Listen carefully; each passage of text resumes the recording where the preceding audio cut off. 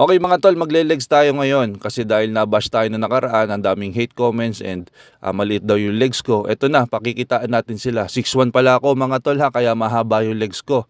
And mahaba talaga siya tingnan. At sa video na yun na sinasabi niyong wala akong legs, upper body yung win-workout ko noon kaya hindi na-emphasize yung legs ko. Kaya ito, tingnan nyo, nabaga yung legs ko after ko mag-front squats.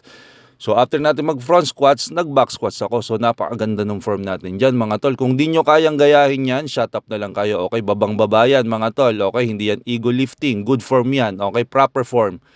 Okay, so after natin mag-back squats, tingnan nyo naman, di ba, namaga yung legs ko dyan mga tol. Oh.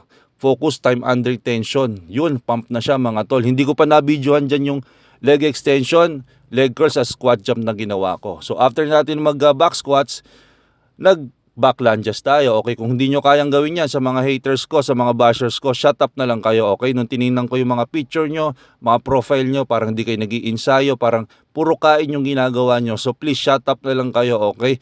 Kesa mamuna kayo, mag-ensayo na lang kayo. So yun lang mga tol, maraming salamat sa pag-subaybay nyo and sa mga followers natin dyan na lagi sumusuporta, syempre mahal ko kayo. Yun lang, thank you for watching and see you on the next video mga tol. Bye-bye.